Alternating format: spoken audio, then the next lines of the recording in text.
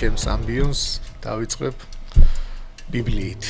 აი მარკოზის სახარება რომ მივუმატოთ ძველ აღთქმას, ეს არის ძველი აღთქმის დასრულება. მთელი ძველი აღთქმა არის ღვთის შიში და ახალი აღთქმა არის ღვთის სიყვარული. ხორცის გარეშე მყოფი სული, ეს არის ანგელოზი. და ადამიანი როცა ანგელოზებრივ მდგომარეობაშია, ეს ადამიანად უკვე არ იწოდება. მაგრამ როდესაც შექმნა ღმერთმა ადამი, ამბობენ მამები რომ შექმნა ადამი და შთაბერა მას სული წმინდასთან ერთად. ღმერთმა შექმნა არსება, რომელშიც მეშვიდე დღეს განისვენა, რომელშიც დამკვიდრდა. ადამის დაცემა იყო ბუნების დაცემა. ღმერთს არ უნდა ადამი ყავდეს, რომელსაც მისში ეშინია, არამედ უნდა რომელსაც ის უყვარს. სული წმინდა გადმოდის ნათლობის დროს და სული წმინდა გადმოდის მხოლოდ იმის შემდეგ, როცა ქრისტეს გავყვებით. როგორც ათანასე დიდი ამბობს, ღმერთის უცოდინრობამ ადამიანი გამოდევნა სამოთხიდან და სამოთხეში თუ გინდა დაბრუნება, ღმერთი უნდა შეიცნო.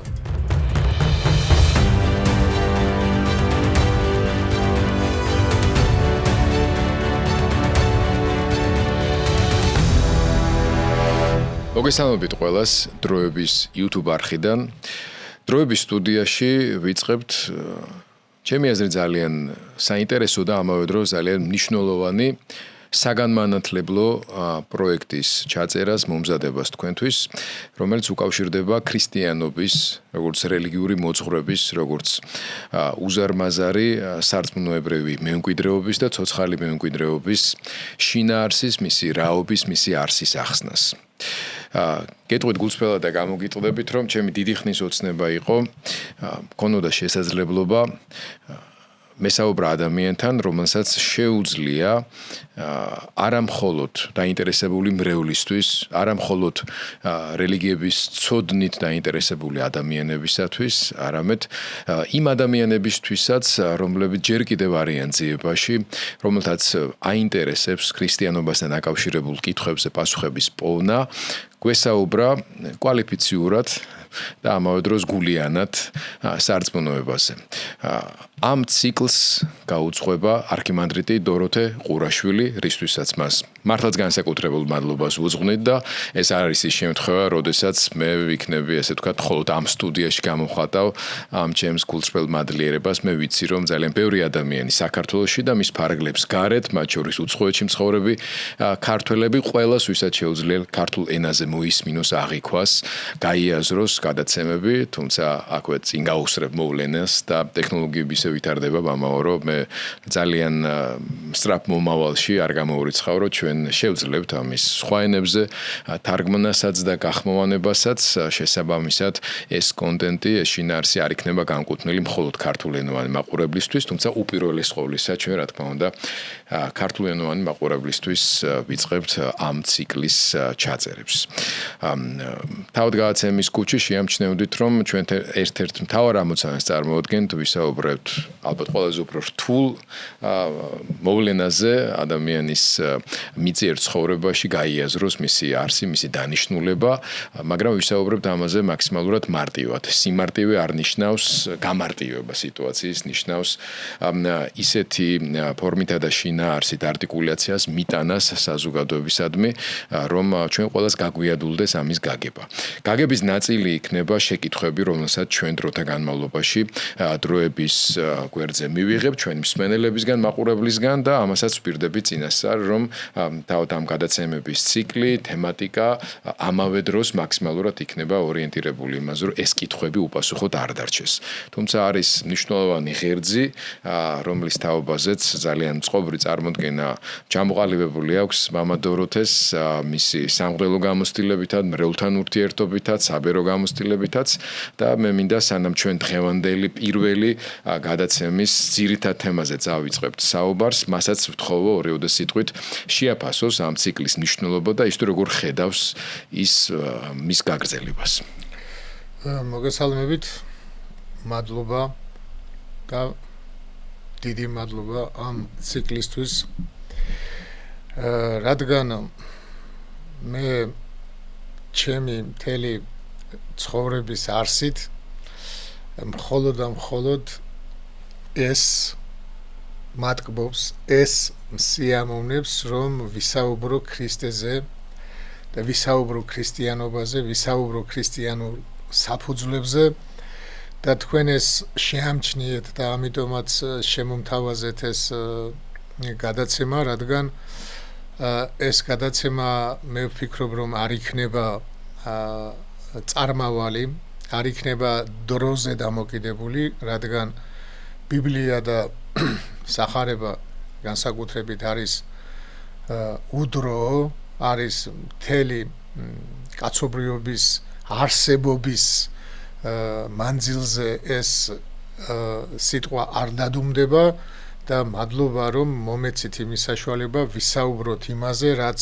დროის მიღმაა და დროის მიღმა მყოფი ღმერთის მიერ არის განცხადებული და ამისი საჭიროება დღეს განსაკუთრებით ჩანს, რადგან სამწუხაროდ არ გაიგება ქრისტიანობა ისე როგორც ის არის საფუძვლებში და ბევრი რაღაცები არის მიმატებული, რომელიც უნდა მოვაშოროთ ჩვენს ქრისტიანულ ცნობიერებას. მოსეს ეუბნება ღმერთი, რომ რაც გითხარი იმას არაფერი დაუმატო, არაფერი არ მოაკლო, რადგან ეს არის თქვენი სიტყვა და თქვენი გონება. ანუ ეს ნიშნავს იმას, რომ აი ჩვენი გონიერება მხოლოდ და მხოლოდ მაშინ არის საფუძვლიანი, როცა ის ღვთის სიტყვას ეფუძნება. ჩვენი გონების საკვები, როცა არის ღვთის სიტყვა, რომელიც მან განგვიცხადა თავისი ძის მეშვეობით და ამიტომ დღეს ჩვენ ვფიქრობ, რომ დავიწყოთ საფუძვლიდან, ადამიანის შექმნიდან და მთლიანად ბიბლიას და ძველ აღთქმას კი არ განვიხილავ, მაგრამ მინდა რომ ახალი აღთქმის შუქზე განვიხილო რა მოხდა იქ საწყისებში, რომ ადვილი გასაგები იყოს რისთვის განკაცდა ქრისტე და რა დავკარგეთ იქ და რა მოგვიტანა ქრისტემ, რა დაგვიბრუნა ქრისტემ. ამაზე რო ვისაუბრო დღევანდელ დღეს, ეს მინდა და მადლობა ყველაფრისთვის, თქვენ ძალიან დიდი საქმე გააკეთეთ და მე დარწმუნებული ვარ, რომ ჩვენი ეს ლექციის სახით, რასაც ჩვენ წავიკითხავთ, შემორჩება მომავალ თაობას და მომავალი თაობა ბევრ ამას ისწავლის ჩვენგან და მეც ვისწავლი ბევრ ამას იმისგან, რასაც ღმერთი მე აქ მომცემს. ამას რატო ვამბობ, რომ როდესაც პავლე მოციქული აპირებდა რომში წასვლას, წერილი მიწერა რომაელებს და უთხრა, მეც მალე მოვალო და მაინტერესებსო, რას გამოგიგზავნითო ღმერთი ჩემი პირით, იმიტომ რომ რომაელები კულტურული საზოგადოება და ცნობიერად ამაღლებული საზოგადოება რო იყო, პავლე მოციქულმა იცოდა, რომ რომაელებთან ისეთ რაღაცის თქმას მისცემდა, სათქმელს მიცემდა ღმერთი, რომელიც თვითონაც აინტერესებდა, იმიტომ რომ პავლე მოციქული ამბობს, რომ ჩემში ქრისტე საუბრობსო და ქრისტე საუბრობდა და ქრისტე პავლე მოციქულთან ისე საუბრობდა, როგორი მსმენელი ყავდა და თქვენ წინვალე მსმენელიც ხართ და მსმენელიც ხართ და თან გესმით ჩვენი დღევანდელი ქრისტიანული პრობლემაც გესმით, საჭიროებაც გესმით, ისიც გესმით, რაც შეიძლება თქვენ გაიგოთ, მაგრამ ხალხმა ვერ გაიგოს ჩემი ნათქვამი და იქ რო ჩამეკითხოთ და ხალხს კიდე უფრო აუხსნა, უფრო გაუშალო ის, რაც ვიცი ხოლმე მახასიათებს მოკლედ თქმა რაღაცის, მაგრამ იმის ეს იქნება კიდე ჩემი ფუნქცია.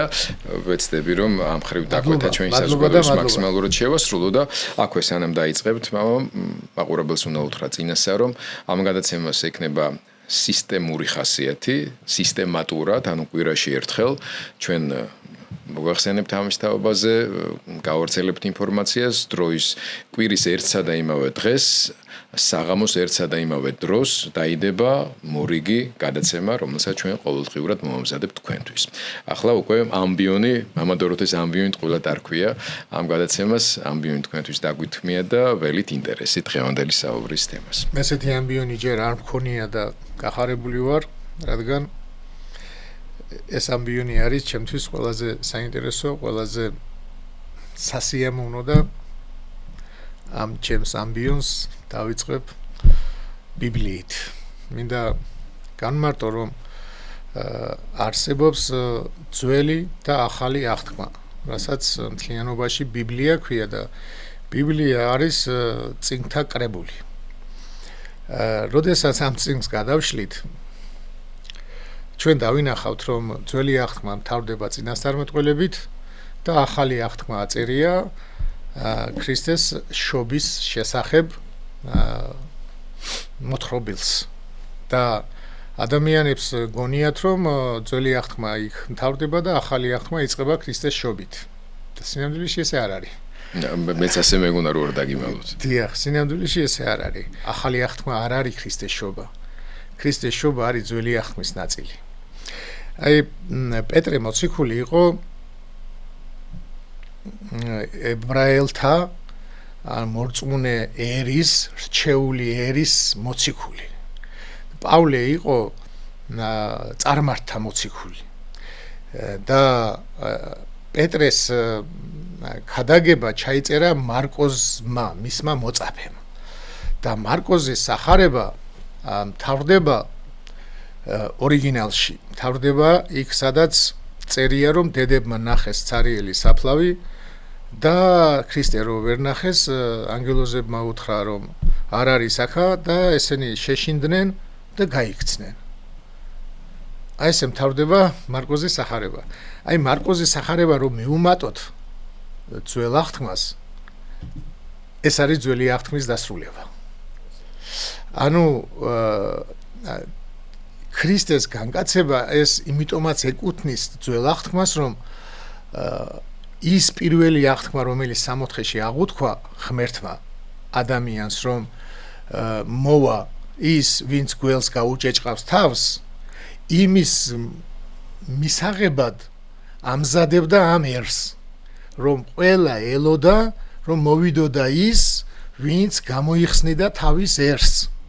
ამიტომ იმისი მოსვლა ეს არის აღსრულება იმ მოლოდინის, რომელიც ჰქონდა მთელი ძველი აღთქმის განმავლობაში კაცობრიობას. და როდესაც ქრისტემ თქვა აღსრულდა, ჯვარზე ბოლო სიტყვა რაც ქრისტემ თქვა, ეს არის აღსრულდა. აი იქ აღსრულდა ძველი აღთქმა. და ძველი აღთქმა იყო, რომ ღმერთი განკაცდებოდა და აი ეს განკაცებული ღმერთი გამოიხსნიდა მათ. იმათაც, ვინც მაშინ მკვდარი იქნებოდნენ, ან ამ ქვეყნიდან გასულები მოსე, აბრაამი და ყველა. და იმათაც, ვინც მას დახვდებოდა. ამიტომ იყო ძველ აღთქმაში მაგალითად ებრაელებს ჰქონდათ წესად, რომ უშვილობა ცოდვად ითვლებოდა. ეს ბიბლიაში არსად არ წერია, რომ უშვილობა ცოდვაა, მაგრამ თვითონ ერი თვლიდა უშვილობას ცოდვად და ღვთისგან დაწყევლილად, იმიტომ რომ ისინი ხო ელოდნენ მესიას და აი მესიას თუ მე ვერ დავხვდი, ჩემი შვილი დახვდება, თუ ჩემი შვილი ვერ დახვდა, ჩემი შვილი დახვდება, ჩემი შვილი და აი ჩემი მოდგმა დახვდება. 12 ტომი ხო იყო და აი ის მოდგმა რო გაყვება ქრისტეს, იმის მეშვეობით მეც გამომიხსნის. ამიტომ არავინ არ უნდა დარჩენილიყო გაუთხოვრად და არავინ არ უნდა ყოფილიყო უშვილოდ დარჩენილი. და ამიტომ იყო რომ ძმას რომ მოყავდა თუ ძმა გარდაიცვლებოდა მისი ცოლი და ასე შემდეგ, შვილიანობას ამდენად დიდი მნიშვნელობა და თან არ იცოდნენ ვისგან განკაცებოდა ეს როგორ იქნებოდა და აქედან გამომდინარე ქრისტე, რადგან ესე წერია ბიბლიაში, უბრალოდ ახალ აღთქმაში იოანე წერს, რომ თავისიანებთან მოვიდა და თავისიანებმა არ მიიღო ეს თავისიანები ჩვენებური ენით რო ვთქვათ, თავის მსახურებთან მოვიდა ეკლესიაში. ეკლესიაში მოვიდა მღვდელმთავრებთან და მღვდელმთავრებმა არ მიიღეს ის.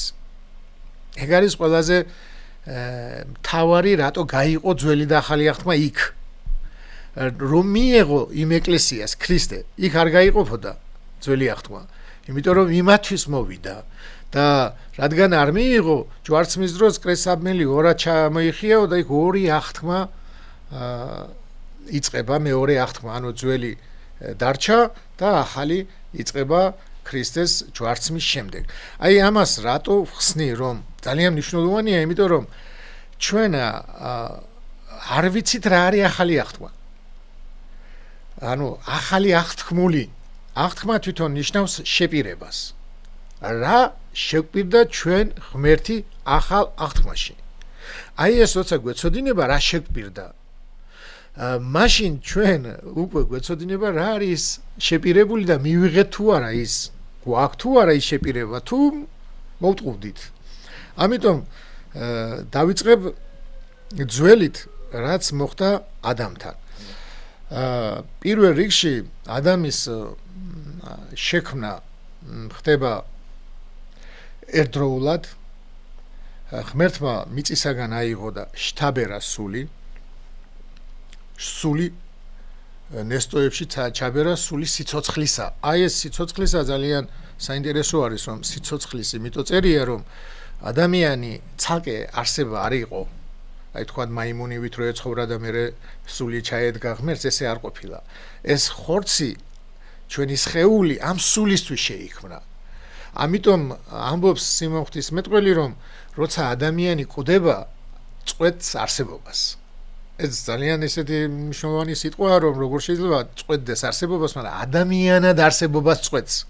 ანუ ის სული განაგრძობს არსებობას და თუ ის აქ ღმერთით აღივსო იმ ქვეყნად ღმერთთან მიდის, მაგრამ ადამიანი არ არის.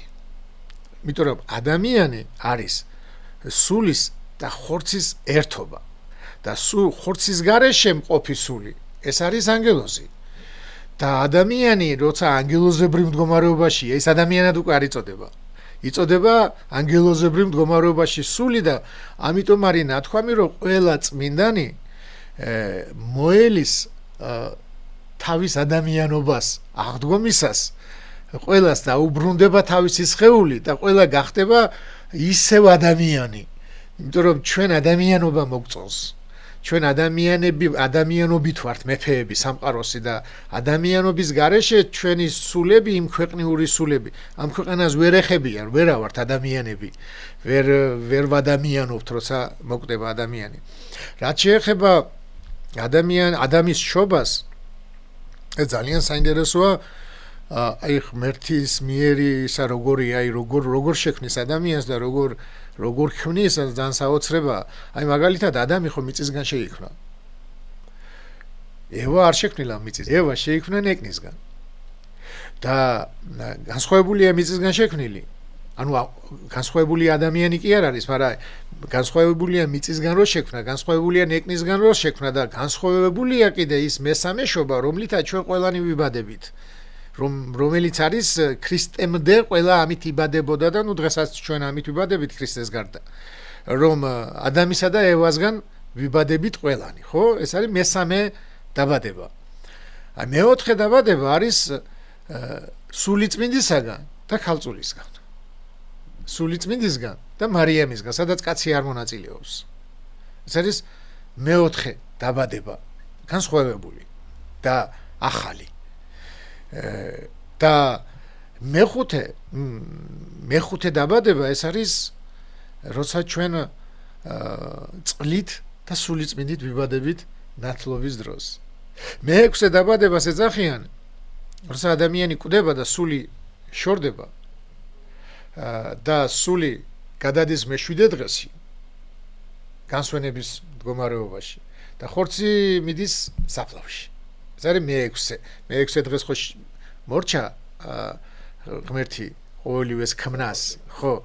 და აი ჩვენც მეექვსე დაბადება არის, როცა სამყაროს რჩებით და სული ისვენებს და მერვე დაბადება არის, ანუ მარადისობა, როცა ჩვენი სული და ხორცი შეუერთდება ერთმანეთს. ამიტომ ეს ძალიან მნიშვნელოვანია და ახლა გადავიდეთ ადამიანის შექმნაზე. ღმერთმა ადამიანის შექმნა შექმნამდე ამბობს, რომ შევქმნათ კაცი ხატად და მსგავსად ჩვენდა. და როცა შექმნის, ნათქვამია, და შექმნა ღმერთმა თავის ხატად.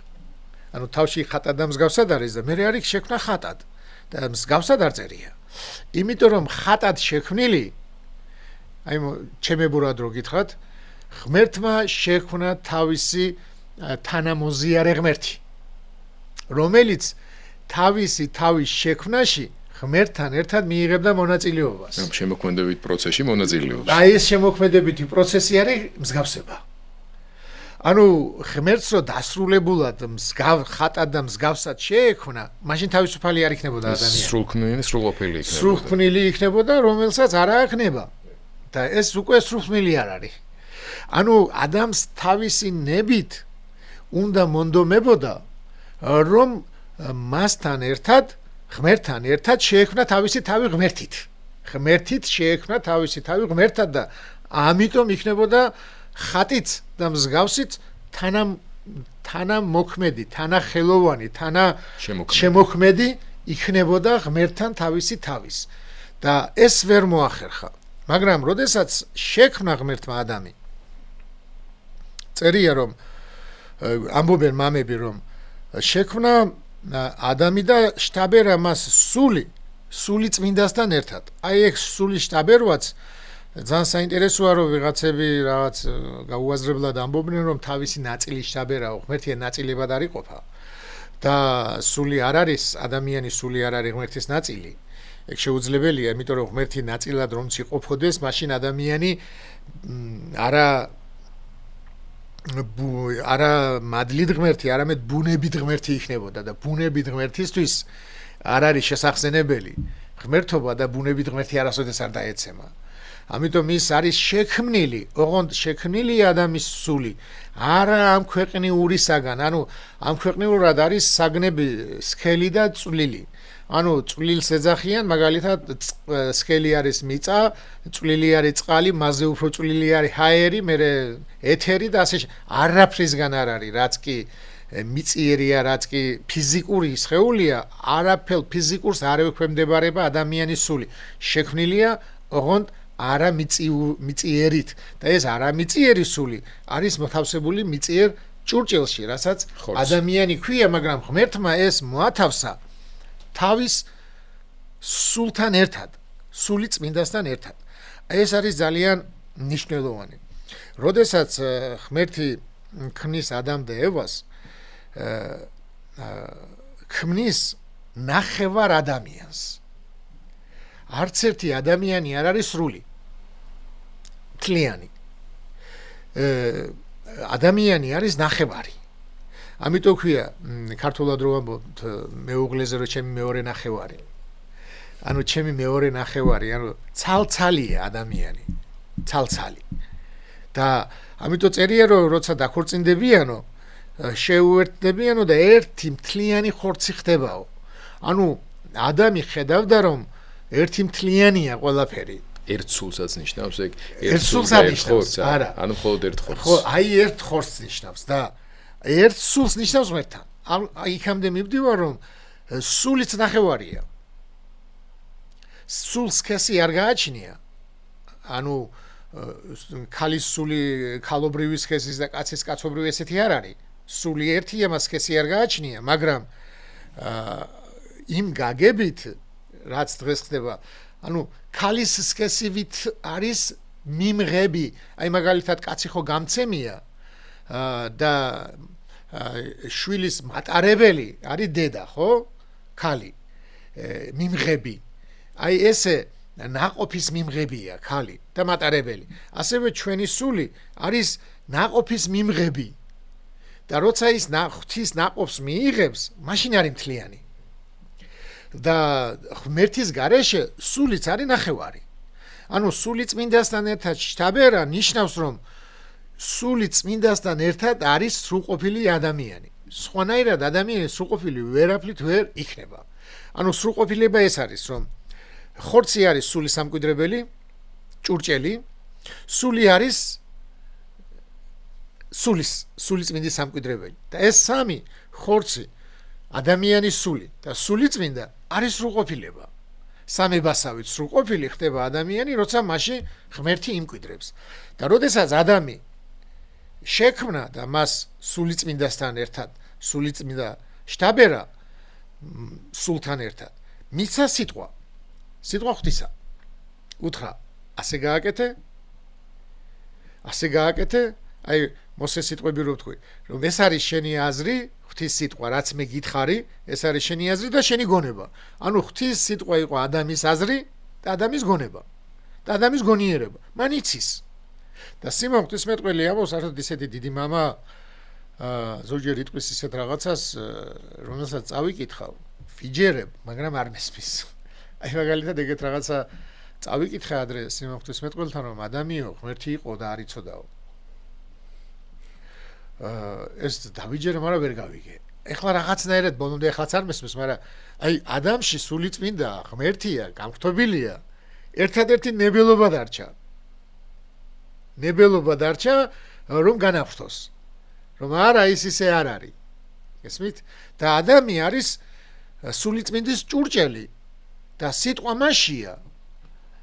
და არსად არ წერია ღმერთი როგორ ესაუბრებოდა დაცემამდე. ყველგან წერია რომ ღმერთმა უთხრა ასე. და დაცემის შემდეგ ადამი რო დაემალება ღვთის სიტყვას დაემალება.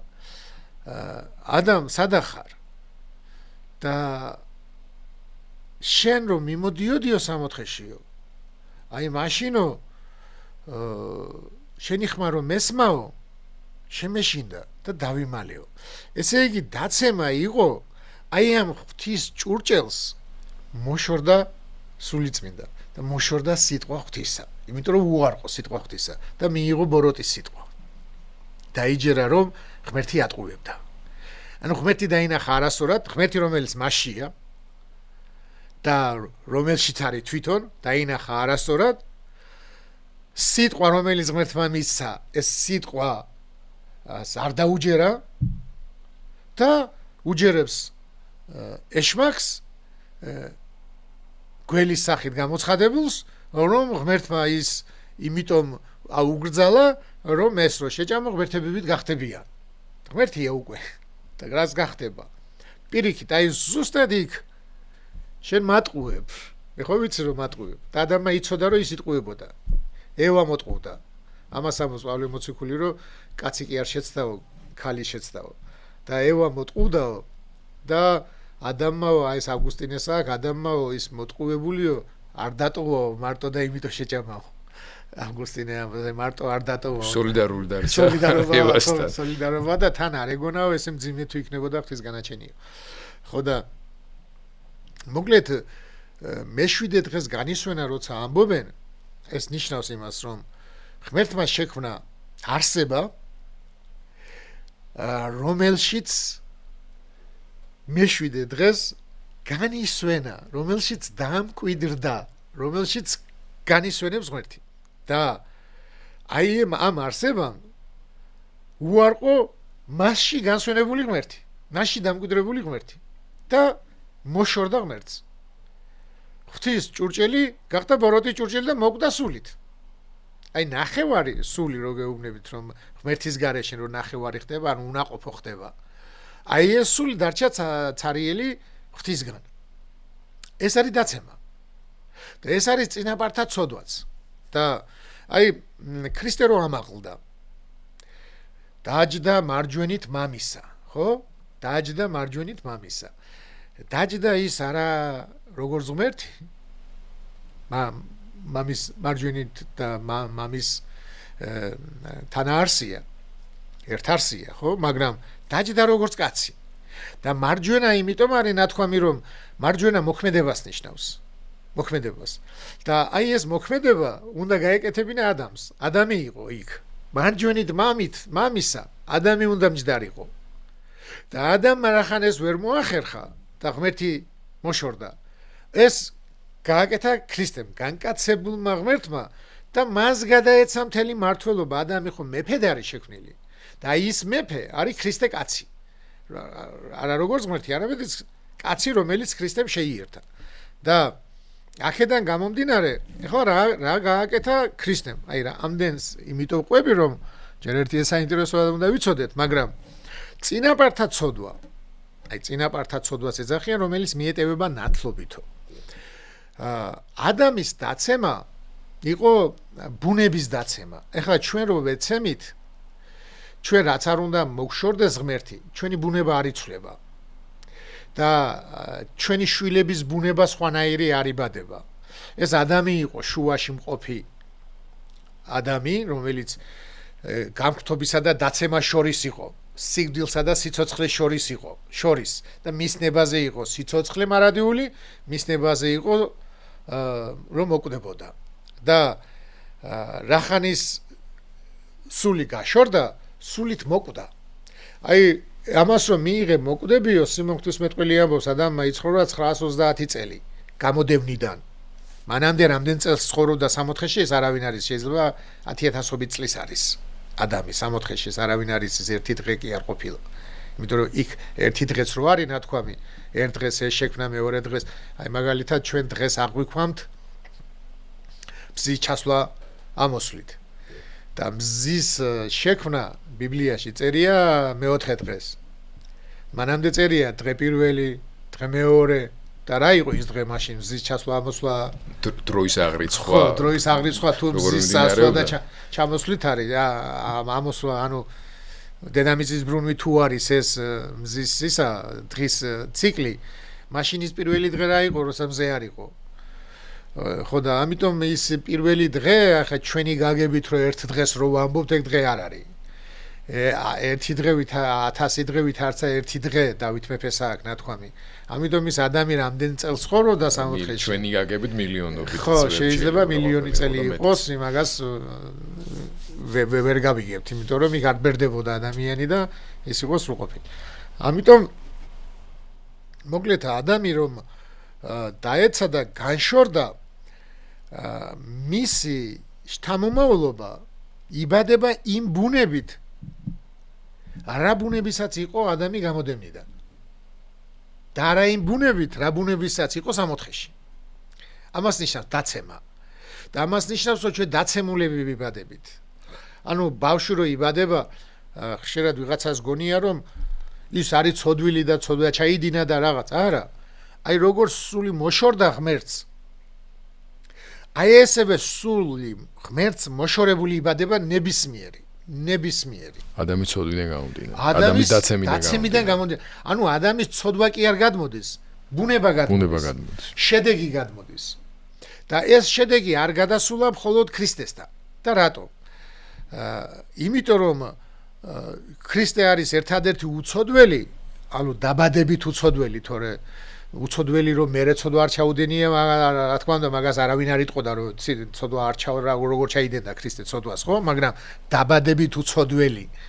იმიტომაც არის, რომ შეერთებისთანავე მარიამის მუცელშივე გადმოდის ძე და იერთებს შემოიქსოვა მამის ძალით და სულიწმინდით კაცობრივი ბუნება, სული და ხორცი, ქრისტესი.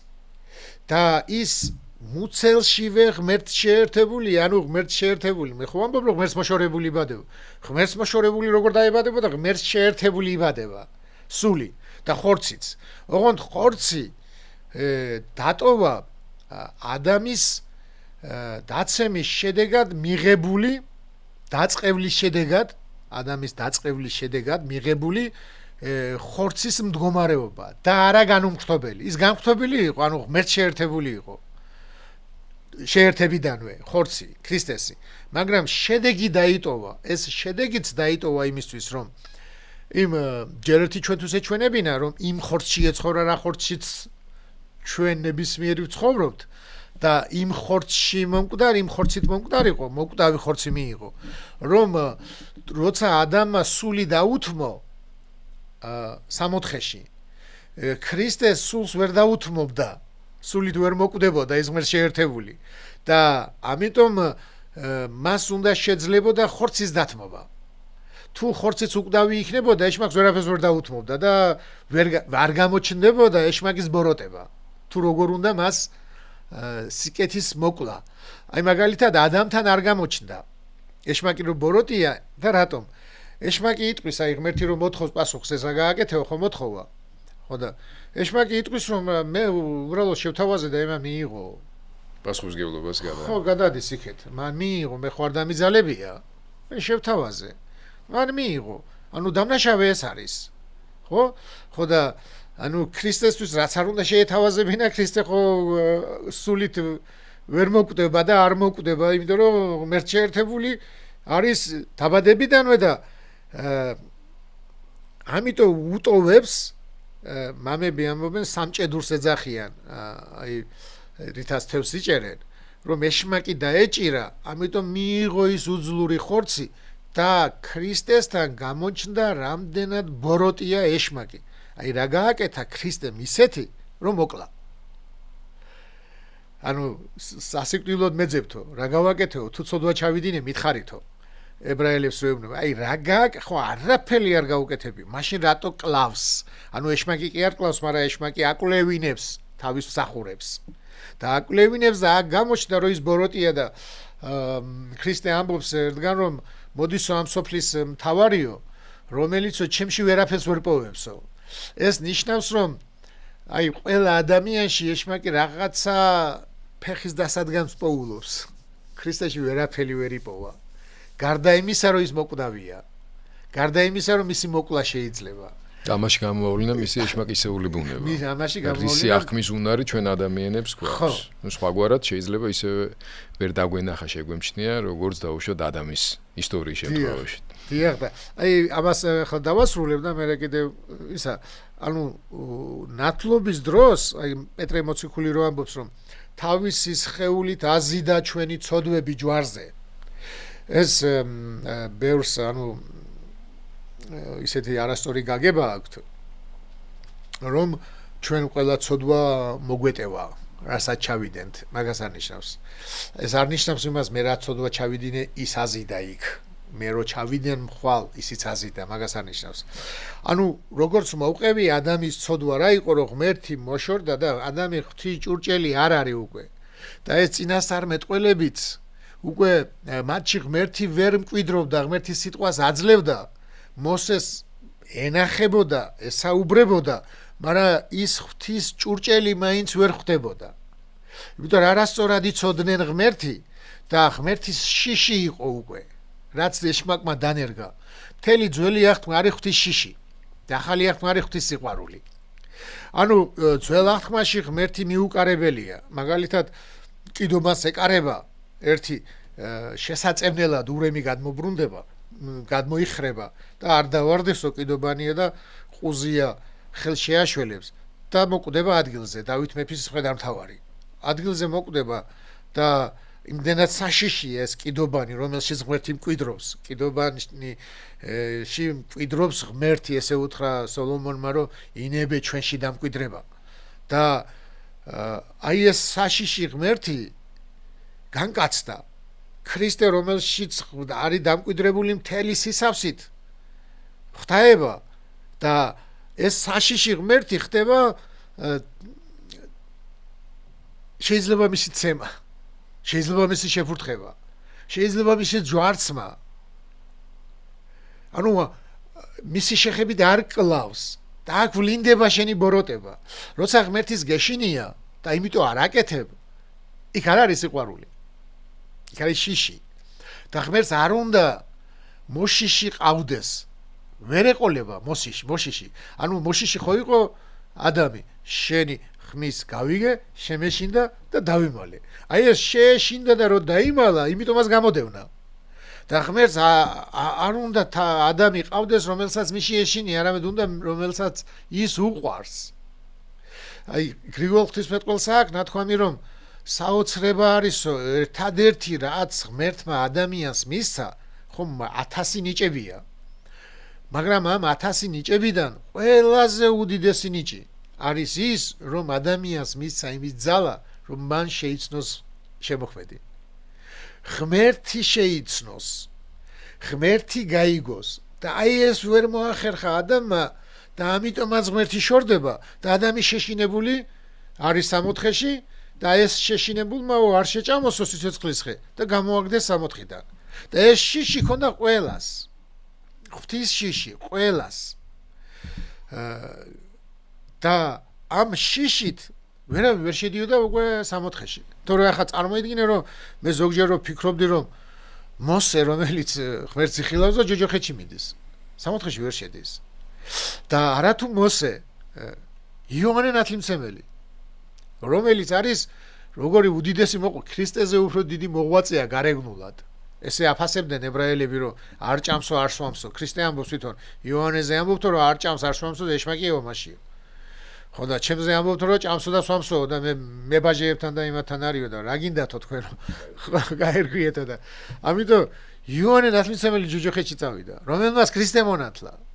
წარმოიდგინეთ რატო? იმიტომ რომ ღვთის ჭურჭელი ვერ ხდებოდა ადამიანი ქრისტეს გარეშე. პირველი ვინც ღვთის ჭურჭელი გახდა და ვისიც არის თელი ღვთაება თავისი სისავდი დამკვიდრებული ის არის ქრისტეს კაცობრიობი ბუნება რომელიც გახდა ჩვენი ძმა. ანუ ჩვენ ძმაში დაიმკვიდრა, ჩვენს ბუნებაში დაიმკვიდრა, ჩვენს კაცურ ბუნებაში დაიმკვიდრა ღმერთმა. და როცა სულიწმინდა გადმოდის ნათლობის დროს ესე წერია რომ და სულიწმინდა გადმოვიდა და დარჩა მასში და ძემ შეიმოსა სულიწმინდა გადმოდის და ვინც მე მიხილა მამა იხილა. მთელი სისავსეა ქრისტეში დამკვიდრებული და მხოლოდ ქრისტეს შემდეგ ნათლობით მიცა მოციქულებს უფლება რომ ჩვენზე გადმოსულიყო სულიწმინდა. ანუ მირონცხება სულიწმინდა რომელიც მოციქულებზე გადმოვიდა ჯერ ესეც სხვადასხვა საკითხია რომ შებერა და უთხრა მიიღეთ სულიწმინდა და მე 50 დღეს გადმოდის. აი ეს სულიწმინდა რომ გადმოდეს ეს არის ახალი აღთქმა. მე თქვენ მოგივლენთ. ახალი აღთქმა არის აღდგომიდან სულიწმინდის მოფენამდე. ქრისტეს აღდგომა არის არა ყველასთვის, ვინც მიიღებს კი, მაგრამ ვინც არ მიიღებს მათთვის არ არის. ვინც ირწმუნა მათთან მოვიდა და ვინც დაინახა და ვინც მათსას ირწმუნებს, ანუ მოციქულებისას, ისინი ხდებიან ქრისტეს შვილები, ახალი ადამიანის შვილები. აი ძველი ადამი, ახალი ადამი.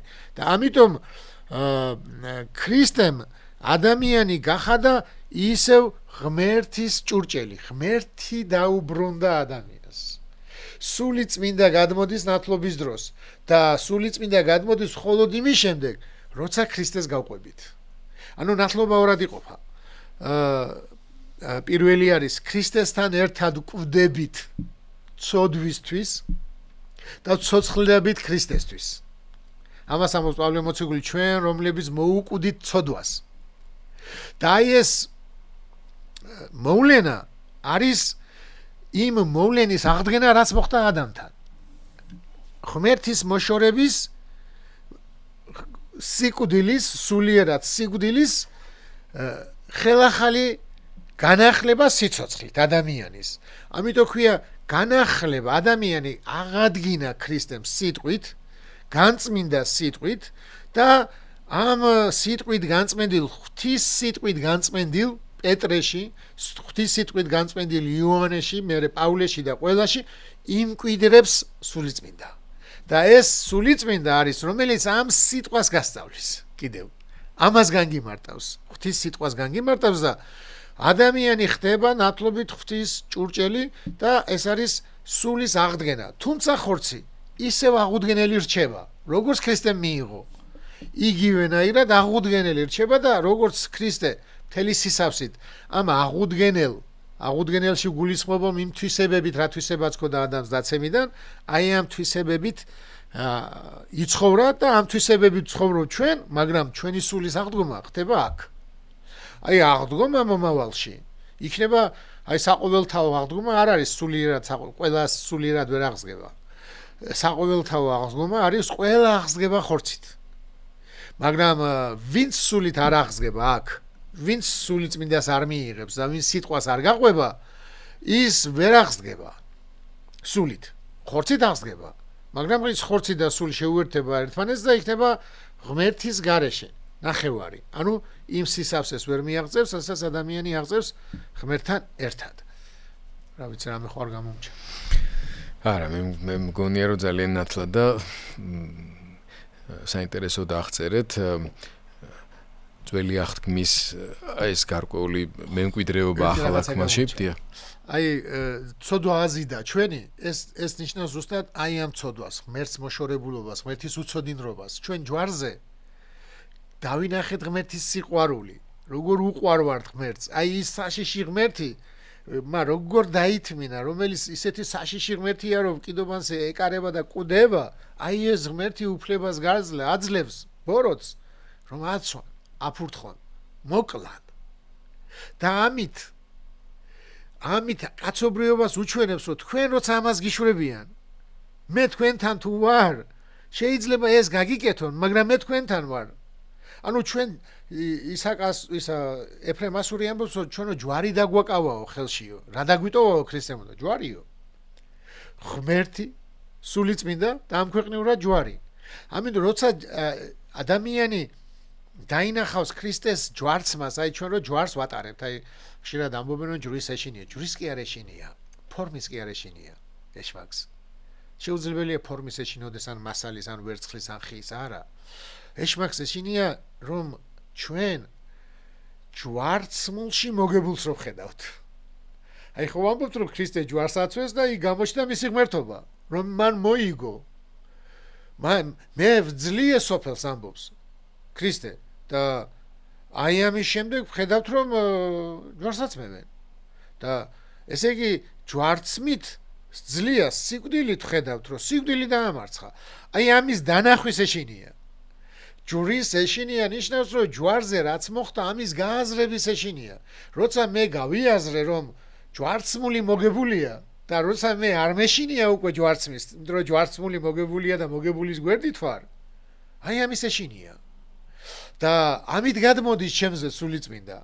ამით მოდის და რჩება ჩემთან სულიწმინდა, როცა მე ჯვარცმით მოგებას ხედავ და ჯვარცმელებში წაგებულს ხედავ. აი ვინც ჯვარს აცვა ქრისტე, კვამლივით გაქრნენ, მოკვდნენ და სად არის? ჯოჯოხეთში, ხო? ამიტომ მე ამის მჯერა, მე ამას ხო ვერ ხედავ, ვერც იმას, მაგრამ მე ამის მჯერა, ეს არ წმენა. და როდესაც ჩვენ ჯვარცმად მზადა ვართ, მაშინ არის ჩვენში სიტყვაც და სულიც. იმიტომ რომ ჩვენ ამით ვემსგავსებით ღმერთს. სხვა, ანუ ის რომ მე თუ შეიძლება ღმერთმა მომცეს იმით ძალა რომ მიცვალებული აღვადგინო, მაგრამ შეიძლება ამან რაღაც ისეთში შემიყვანოს, რომ დავეცე წარმოდგენებით, რომ მე მაგარი ვარ. მაგრამ შეუძლებელია, როცა ჯვარცმად მიდიხარ, წარმოდგენებით დაეცე. იმიტომ რომ ჯვარცმად მიდიხარ, პავლე მოციქული რომ ამბობს, სოფელი ჩემთვის ჯვარცმულია და მე სოფლისთვის. აი ეს ჯვარცმად რომ მიდიხარ და მზად ხარ სიმართლის გულისთვის ჯვარს რო ეცვა, ამაზე დიდი ღმერთობა, ამაზე დიდი ღმერთის მოპოვება დედამიწაზე არ არსებობს. ამიტომ ქრისტემ ჩვენ ღმერთი დაგვანახა სწორად, მოგება დაგვანახა სწორად, წაგება რა არის ისიც დაგვანახა და ის ცოდნა რომელიც ადამმა სამოთხეში ვერ მიიღო, აი ეს ცოდნა მოგცა ჩვენ, ღმერთის ცოდნა. როგორც ათანასე დიდი ამბობს, ღმერთის უცოდინრობამ ადამიანი გამოდევნა სამოთხიდან. და სამოთხეში თუ გინდა დაბრუნება, ღმერთი უნდა შეიცნო, რომ სამოთხეში დაბრუნდე, ანუ ღმერთში დაბრუნდე და ღმერთი დაბრუნდეს შენში. და ამას ნიშნავს, რომ მე ღმერთი ჩემშია და მე ღმერთში. ასამაღლებელი გვაქვს, აი ძველი ქართულით რაც არის, რაღაცა არ ესმით და უკვირთ, როცა ესეთ რაღაცას ვამბობ, რომელიც წმინდა ხარ და რომელიც წმინდათა შორის განისვენებ და შენ და დიდებას აღვავლენ. ანუ შორის არის ში ქართულში, ახალ ქართულში ში რაც არის, წმინდანებში განისვენებ. წმინდანებში განისვენებ, წმინდანებში მკვიდრობ. და შენ წმინდა ხარ და წმინდანებში მკვიდრობ. აი ეს ჩვენში რომ მკვიდრობს სულიწმინდა და ჩვენ რო სულიწმინდით ვართ ცხებული. აი ეს არის ქრისტეს მოცემული. ეს არის ცოდვის აზიდვა ჯვარზე. ჩვენი ღმერთის დაუნახველობა აზიდა და დანახვა მოგცა სიტყვით, განგწმინდა და ღვთის ჭურჭელი გავხადა. მე მგონი ძალიან საინტერესო და გასაგებად ამავე დროს აღწერეთ ადამიანთან დაკავშირებული ეს წარმოდგენები, რომელიც ბიბლიურად ძველი აღქმის თუ თანამედროვე ინტერპრეტაციის კუთხით გასაგები შეიძლება და უნდა იყოს ჩვენი მაყურებლისთვის და მსმენელისთვის. მოდით აქ დავსვათ წერტილი დროებით და სანამ დავემშვიდობებით დღევანდელ ჩვენს მსმენელს და მაყურებელს, მამადოროთე იქნებ დავაანონსოთ თემა, რომელსაც შევეხებით თქვენი შემდეგი ქადაგებისას მამადოროთეს ამბიონში. ამ მოვლენაში კიდევ ბიბლიაში ძალიან საინტერესო არის სამი წყევლა ღვთისა, რომელიც იყო ბრძანება, სინამდვილეში იყო სამკურნალო ადამიანისთვის. მაგის გარეშე ადამიანი ვერ გადარჩებოდა. ეს სამი არის 60-დან გამოდევნა ბოლოთი დავიწყე, ანუ პირველი ეს არის და მერე არის შრომა ადამიანის, მიწახარ და მიწად მიიქეცი და ეს 60-ში რა წყევლაც დაადო ღმერთმა ადამს. აი ამ წყევლის საწინააღმდეგო არის სამი საცდური. ქრისტეს εδავება ეშმაკი, აი შენ თუ ღმერთის ძე თუ ხარო, ეს რატო გაგიკეთავო? რატო გშიაო? უფლითა შენითა ჭამდე რატო გითხრაო? შენ თუ ღმერთის ძე ხარო, რატო კვდებიო? გადაიგდე თავი და ის. აი როგორ უნდა მოკვდეო ღვთის ძე ხარო? ანუ ჩვენც ახლა კარგად არ გვესმის რომ თორე ღმერთის შვილი რო ხარ, როგორ შეიძლება მოკვდე? ხო? იქ ისა მონახარო ეუბნება და ანუ ღმერთის შვილი როგორ შეიძლება მოკვდე? და მესამე 60-დან რო გამოგდევნაო. აგერო სოფელს გაძლევო და თაყვანი მეციო. ანუ ღმერთი ჩვენში რო არის აი სულიწმიდა რაც მე ვისაუბრე. აი ამ ღმერთს ებრძვის, ღვთის სიტყვას ებრძვის ეშმაკი. ამის განდევნა უნდა ჩვენგან მეტი არაფერი. შეიძლება მთელი სოფელი მოგწეს, ოღონდ ღვთის სიტყვა ჭეშმარიტება მოვიშოროთ. ამიტომ არის სიმართლეზე დგომა არის ყველაზე მთავარი, ღვთის სიტყვის სიმართლეზე დგომა ქრისტიანისთვის და არა სოფლის მიღება. ამიტომ ამ საკითხზე ვისაუბრე, ეს ძალიან საინტერესოა რა, როგორ რატო არის ეს კურნება და არასაჟელი. ანუ ქრისტესზეც არის ნათქვამი წყევლის ქვეშ იყო. ანუ ის რო სხეული ხორცი დაწყევლილი იყო, ამ დაწყევლის შემდეგ რამ ბუნებაშიც იყო ხორცი, ის იმ ბუნების ხორცი მიიღო. გასაგებია, ძალიან საინტერესო იქნება ამის მოსმენაც. მადლობა მამადოროთე, დამშვიდობო ჩვენს მსმენელს და მაყურებელს, ასე ვთქვათ, დროების YouTube გვერდის მაყურებელს და აქვე შევახსენებთ ხოლმე ყველას, თუ კი მოგვიანებით შემოგვიერთნენ და ჯერ კიდევ არ აქვთ გამოწერილი ჩვენი არხი, გამოიწერონ, მოიწონონ ჩვენი გადაცემები, სხვადასხვა შინაარსის, სხვადასხვა მათ შორის საგანმანათლებლო შინაარსის კონტენტია, რაც თქვენთვის, თქვენი ოჯახის წევრებისთვის, განსაკუთრებით ახალგაზრდა თაობისთვის და რა თქმა უნდა, არა მარტო მათთვის ძალიან ბევრი სიახლის და ცოდნის მომტანი იქნება. მადლობა რომ ჩვენთან ერთად იყავით, ჩვენ შევხვდებით ერთმანეთს ზუსტად ერთ კვირაში.